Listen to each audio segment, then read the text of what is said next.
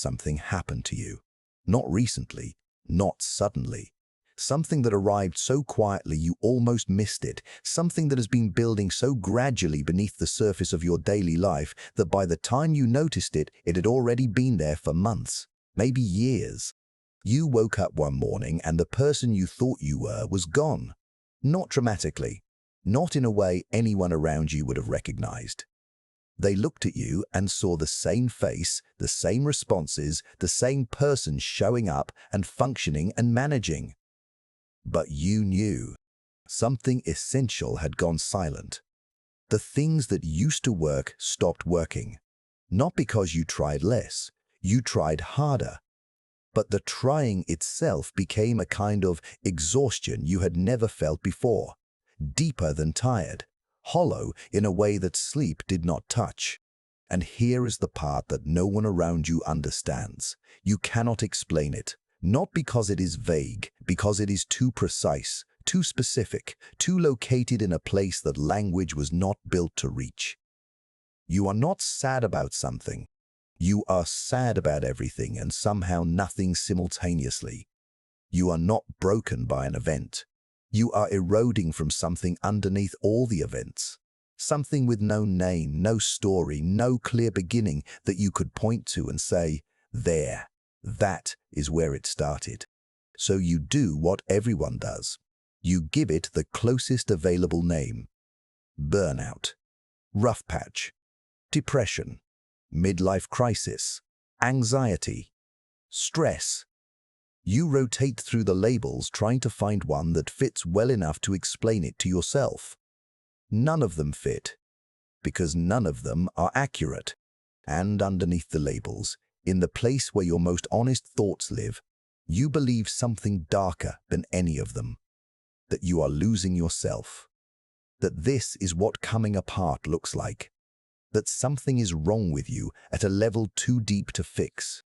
What if I told you that Carl Jung spent the final decades of his life documenting exactly what you are experiencing right now? That he mapped it with clinical precision across hundreds of patients and through his own lived experience. And that his conclusion was the opposite of everything you have been telling yourself. Not that something is wrong with you. That something is finally, after years of waiting, going right. There are 7 signs. 7 specific, documented, recognizable signs that what you are living through is not collapse. It is completion. Most people who experience these signs interpret them as evidence that they are failing. That misinterpretation costs them everything the process was trying to give them. We are going to name all 7. In order. In full. And by the time we reach the 7th, you will understand your own life in a way you have never been able to before. But first, I need to show you something about the winter of 1913. Because nothing I tell you about where you are will make sense until you understand where Jung himself was and what he chose to do when he arrived there. Deliberately. Carl Jung was 41 years old in the winter of 1913. By every external measure, he was at the height of his powers, published, respected. The chosen intellectual heir of Sigmund Freud, the man who had built modern psychology from nothing and anointed Jung as the one who would carry it forward. And then, the relationship collapsed. Not gradually, completely. The break with Freud was not merely professional. It was the dismantling of the entire scaffolding Jung had used to understand himself. His intellectual identity, his sense of direction, his certainty about what the mind was and how it worked. Gone. In the months that followed, Jung's inner life became unrecognizable to him. His dreams turned apocalyptic, floods covering Europe, thousands of corpses, seas of blood. He documented them obsessively, unable to determine whether they were prophetic, psychotic, or something else entirely. Something he did not yet have a name for. The inner pressure became constant. A voice, sometimes literal, sometimes felt, pushing at the edges of his sanity. He wrote later that he lived in fear of losing his mind entirely, that the boundary between himself and madness felt, during those years, like a membrane. Thin, permeable, uncertain. By every available measure, Carl Jung was in collapse. His professional world had shattered. His inner world had become a territory he did not recognize. The man who had dedicated his life to understanding the human psyche could not understand his own. And this is the most important thing I will tell you in this entire video. He chose to go deeper anyway. He called what he did next his confrontation with the unconscious. Not a treatment, not a recovery strategy, not an attempt to stabilize or return to normal. A deliberate, voluntary descent into everything he could not explain. He sat with the darkness. He talked to it. He documented it. He drew it. He built things with his hands at the lakeshore like a child, stone towers and miniature villages, not because he understood why, but because something in him required it. He surrendered the need to understand before experiencing. He let the process be larger than his comprehension of it. It lasted years. And from that darkness, from that period of total disorientation that looked from the outside like a brilliant man slowly losing his grip on reality, emerged everything. The shadow, the archetype, the collective unconscious, the individuation process, the entire map of the human psyche that millions of people have used to understand themselves across the last century. Everything Jung ever built came from the place that looked like destruction. He was not falling apart. He was in transformation. And here is what makes that distinction unbearable to sit with. He could not have known the difference from inside it. Transformation and collapse are neurologically, experientially, emotionally identical in the middle. The only difference is what you do when you are there. And the only way to do the right thing is to know what signs you are actually reading. This is why the signs matter, not as comfort, as compass.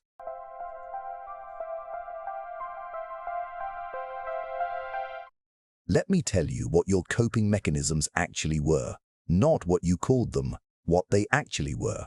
The work you could not stop doing was not ambition. It was distance management. The relationship you stayed in past its truth was not loyalty. It was distance management. The drink, the scroll, the obsessive planning, the constant motion that felt like productivity. The way you filled every silence before it could fill itself with something you were not ready to face. All of it. Every strategy, every habit, every pattern you built into your daily life over years. Distance management. Not healing. Managing the gap between who you were performing and who you actually were. And it worked. For a while. For years, maybe for decades, it held the gap at a manageable width. You could live there, function there, build a life in that space between the performed self and the actual self. It was uncomfortable, sometimes unbearably so, but it was survivable. And survival, when the alternative is facing what lies beneath, is enough. Until it is not. Until one day, without warning, without a clear cause you can point to, the mechanism stopped working. You reached for the thing that always took the edge off, and the edge was still there. You tried harder. The thing that used to quiet the noise made more noise. You worked longer hours and felt more hollow. You scrolled longer and felt more agitated. You went back to the relationship, the habit, the strategy, the coping mechanism that had served you for years. Dry. Jung said the psyche does not allow this to happen by accident. The unconscious is not passive. It does not sit quietly while you build infrastructure to avoid it. When the gap between who you are performing and who you actually are becomes too wide to sustain, the psyche engineers the collapse of everything that has been maintaining that gap. It breaks your tools, not as punishment, as demand, as the only message powerful enough to make you stop running. The collapse of your coping mechanisms is not sign one that you are getting worse. It is sign one that the old method of surviving has been deliberately revoked. Because something in you requires more than survival now. Something in you has decided that the distance is no longer acceptable, and it has taken the only action available to it. It removed the tools you were using to maintain it.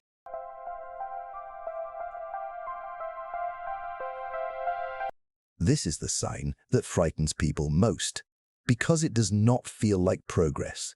It does not feel like healing. It does not feel like anything a reasonable person would describe as moving in the right direction. It feels like deterioration. The anger you decided was not acceptable, not safe, not you. The version of yourself that felt too much, needed too much, wanted things you convinced yourself you did not want.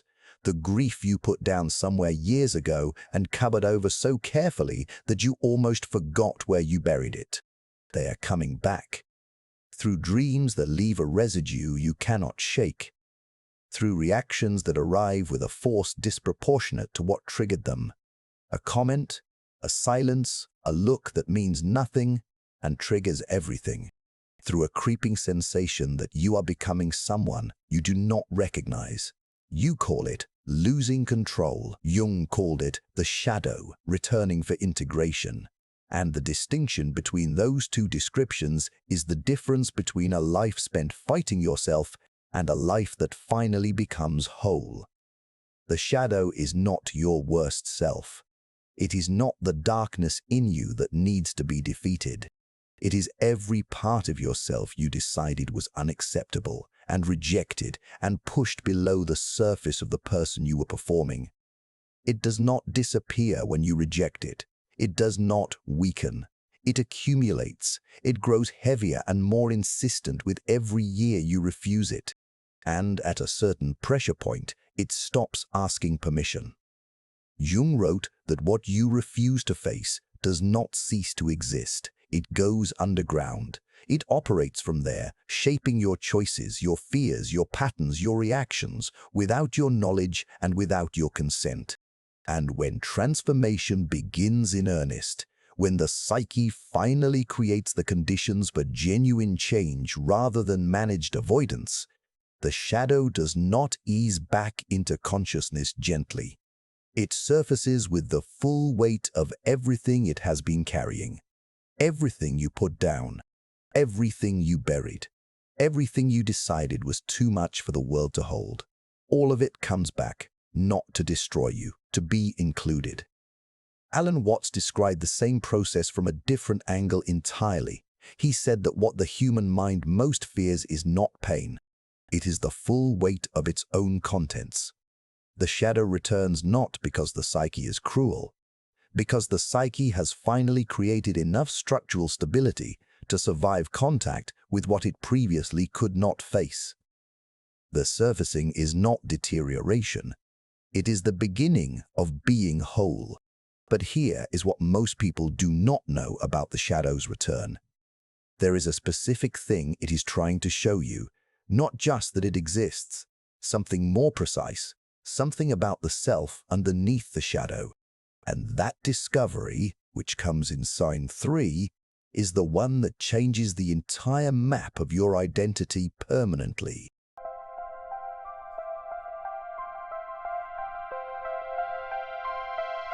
Alan Watts spent his life pointing at something that most people spend their entire lives constructing elaborate defenses against seeing. The self is not what you think it is, not philosophically, not abstractly, personally, specifically. The self you have been defending, performing, protecting, managing the perception of, the self you are so terrified of losing right now, was never as solid as it felt. Here is what Watts asked people to do. Find it. Not describe it, not narrate it. Find the actual thing. The observer, the eye that is watching all of this happening. Locate it the way you would locate any other object.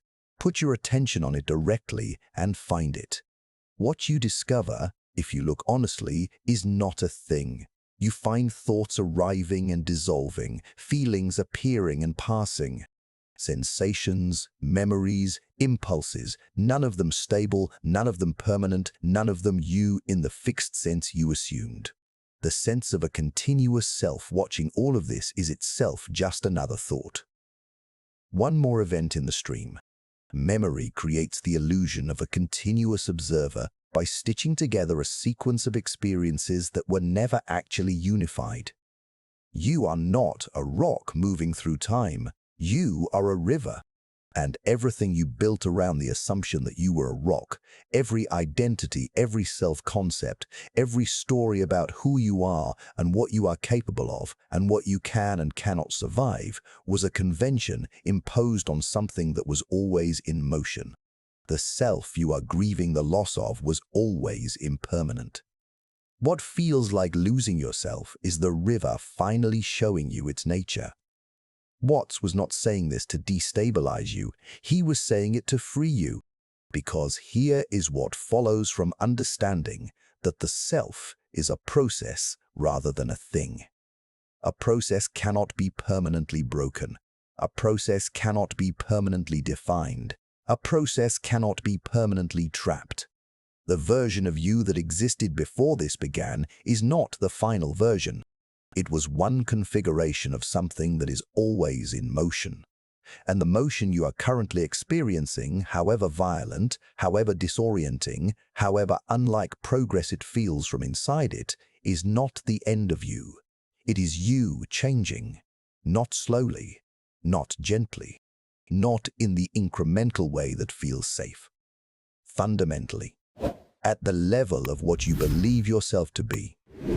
Jung saw the same thing through his clinical lens. He called the old self, the identity constructed through a lifetime of social performance and managed presentation, the persona, the mask, the version of you built to satisfy the world's expectations rather than to express the actual self underneath. And he said that the persona must eventually be dismantled.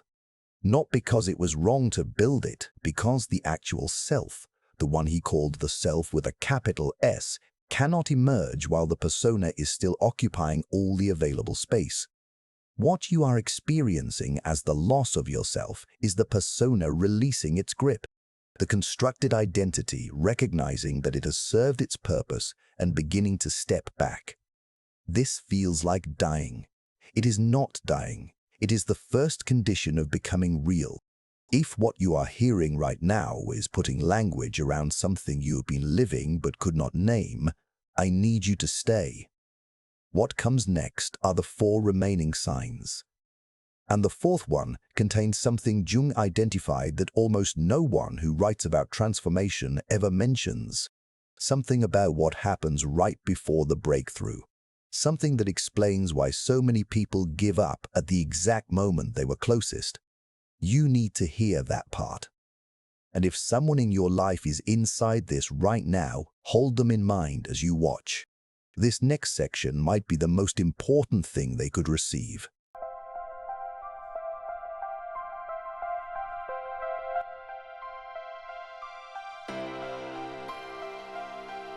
There is a specific kind of withdrawal that is not depression.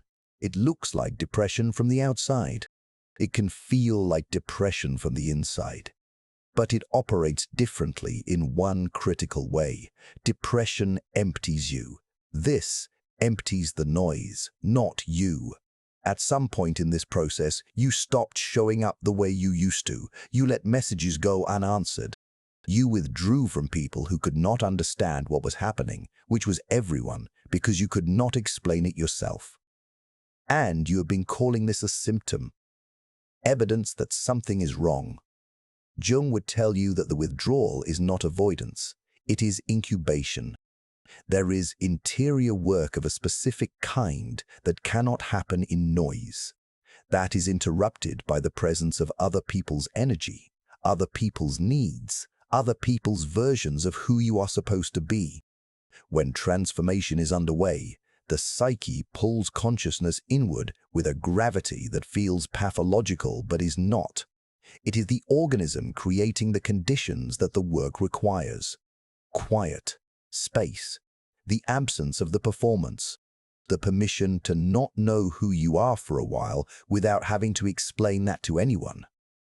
Jung himself disappeared during his own descent. He retreated from professional life, from colleagues, from the world he had built. He sat alone at the lakeshore for hours. He built stone structures with his hands. He wrote down visions he could not yet understand. It looked like a man who had lost his footing. It was a man allowing something to form in the silence that could not have formed anywhere else. Trust the necessity of your withdrawal. The self that is taking shape needs the quiet to take shape in. Forcing yourself back into performance right now is not recovery. It is interruption of the only process that leads to actual recovery.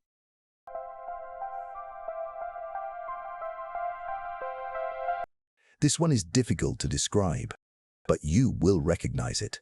The future, which used to feel like a trajectory, a line extending forward with destinations you were moving toward, and a self you understood would arrive at them, has become opaque. You cannot see down it the way you once could. The past has become strange, not in the way of regret, in the way of revision. As if the story you were telling about who you were is being rewritten from a level you cannot access consciously by something that knows more about the truth of your history than your curated version of it did. The present feels simultaneously overwhelming and strangely slowed, as if each moment contains more weight than moments used to carry. Jung identified this temporal disorientation as a specific signature of the individuation process in its active phase. Time, as you experience it, is always organized around identity, around the narrative of a self moving through a life with continuity and direction. When the narrative breaks, time breaks with it. What you are experiencing as disorientation is the dismantling of a story. And the dismantling of a story is the first condition of a truer one becoming possible. Marcus Aurelius returned again and again in his meditations to what he called the view from above, the practice of pulling perspective far enough back that the current moment, however consuming, could be seen in its actual proportion. From that elevation, what feels like the end of a story is visible as a turn in one. The darkness you are inside right now is not the destination. It is a passage, and passages end.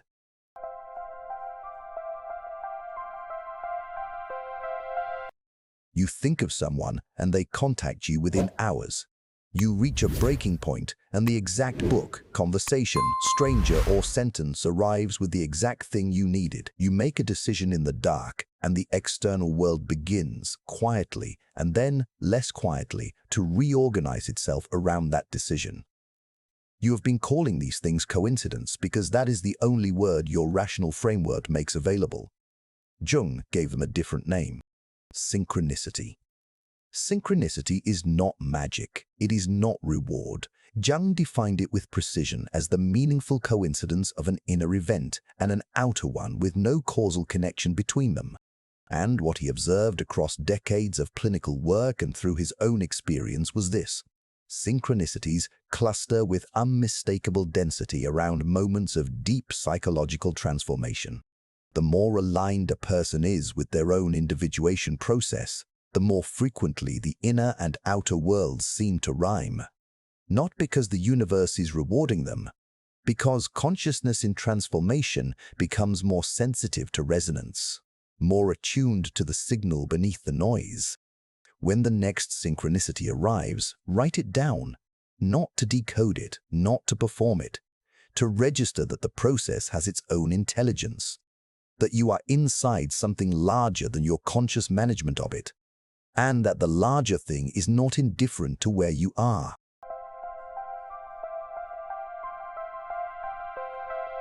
I told you at the beginning that there was a most dangerous moment, not the beginning of the darkness, not the dissolution of the identity, not the surfacing of the shadow, or the collapse of the coping mechanisms, or the disorientation of the self coming apart at its constructed seams. The most dangerous moment is the end. And the reason it is the most dangerous is this. The end is indistinguishable from the beginning.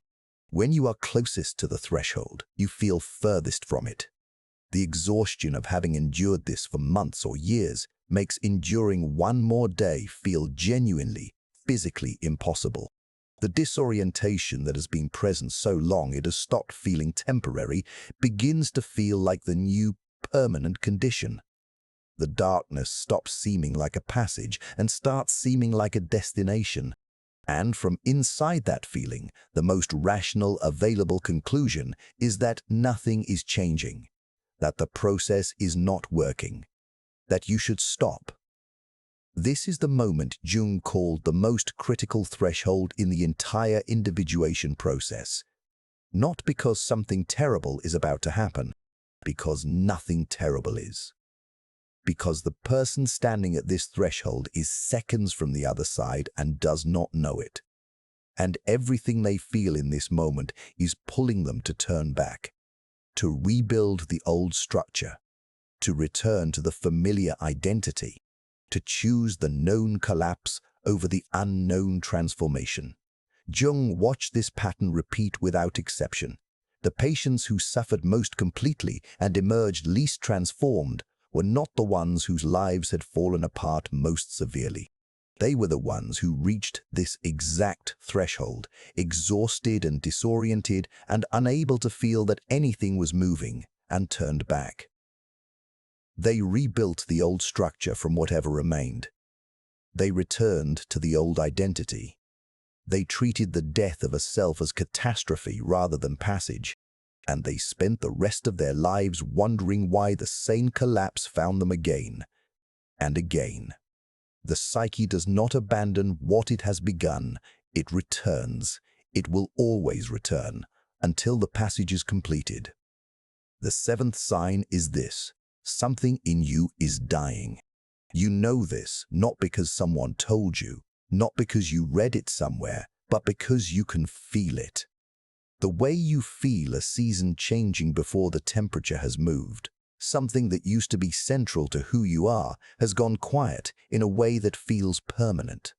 An ambition, a relationship, a story about what your life was supposed to become. And the strangest part, the part you have not said to anyone out loud, is that underneath the grief of it, underneath the terror, you know it needs to go. That knowing is not weakness. That knowing is the deepest intelligence in you finally being heard. The alchemists whose symbolic language Jung studied obsessively mapped this in a sequence that had no language of its own yet. Nigredo, albedo, rubedo, blackening, whitening, reddening, death, purification, new life. They were not describing mystical ritual. They were mapping the human psyche under the pressure of genuine transformation. You do not skip stages. You cannot negotiate with them. You move through them in sequence. The only variable is how long you resist each one. And right now, standing at the final stage, resistance is the only thing left between you and what comes after. After Nietzsche wrote that what does not kill you makes you stronger, but he did not mean it the way the motivational posters mean it.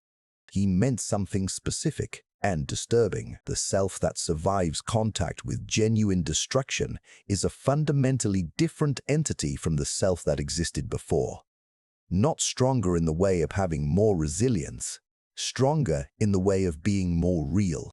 The self built on performance, on managed distance, on the elaborate infrastructure of avoiding what lies beneath, is always structurally fragile. Always one significant event away from collapse. Because it was built on something that was never solid. The self that comes through what you are surviving is built on what remains when everything constructed has been removed. And what remains, Jung spent his life arguing, is not nothing. It is the only thing that was ever actually there.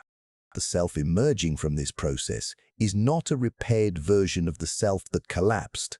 It is not a better version. Those comparisons do not apply. What is emerging could not have existed before the collapse because it required the collapse to become structurally possible. You could not have reasoned your way here. You could not have chosen your way here. You could not have worked hard enough or wanted it badly enough to arrive at this place through any other path. The only path to this specific transformation was through exactly what you have been surviving. Now I want to give you something to do tonight, not inspiration, not motivation. A practice that Jung used himself during his own descent. A practice that he gave to every patient who came to him in the state you are currently in. Tonight, before sleep, open something to write in. Do not think about it. Do not plan it. Write one sentence, one fact about this period that you have not allowed yourself to say out loud. Not a feeling, a fact. Something that has ended, something that no longer works, something you have been pretending still holds. Do not edit it. Do not show it to anyone. Just let it exist. Written, witnessed by you. This is what Jung called making the unconscious conscious. Not through grand revelation, through the small, deliberate act of refusing to look away. The second practice is this. When the coping mechanism calls tonight, and it will, stop for 30 seconds before you act on it. In those 30 seconds, ask one question. What am I trying not to feel right now? You do not have to feel it, you only have to name it. The gap between the impulse and the action is where the psyche begins to breathe, where the automatic becomes conscious, where the pattern that has been running you without your knowledge becomes visible enough to become a choice. And the third practice, when the synchronicity arrives, write it down immediately. The name, the sentence, the image, the thing that appeared at exactly the wrong and right time, not to analyze it, to register it. You are inside an intelligent process. That process needs you to be a witness to it. Your witnessing is how it accelerates. The dawn is not announced, it simply arrives. And the only way to miss it is to stop waiting one moment too soon. You have endured every stage of this process that required endurance. You have survived everything that was supposed to end you. What stands between you and what comes after is not more suffering. It is not more time. It is the willingness to stop interpreting the end as a continuation of the beginning. To let the old self be over. To stop rebuilding it from the rubble long enough to see what grows there when you leave it alone. That is the work. Not transformation as an event you arrive at, transformation as something you participate in. One honest moment at a time. You are not falling apart. You never were. You are completing something that most people spend their entire lives beginning and abandoning. And the fact that you are still here, still inside it, still willing to face what it is asking you to face, is not evidence of how close you are to breaking. It is evidence of how close you are to arriving. I want you to do one thing before this video ends. Do subscribe and write one word in the comments below. Not a sentence, not an explanation, not a story. One word that names exactly where you are in this process right now. Not for me, for you. Because the act of naming where you are is the first act of refusing to pretend you are somewhere else. And when you read what others leave beneath this video, you will discover something that this process has been designed to make you forget. You are not alone in this darkness. You never were. The darkness you assumed was uniquely yours has been inhabited by more people than you can imagine. People who found what was waiting on the other side, and who could not have found it any other way. The work does not end here. Something has been set in motion that a single sitting could not complete and was never meant to. When you are ready, the next step is already waiting.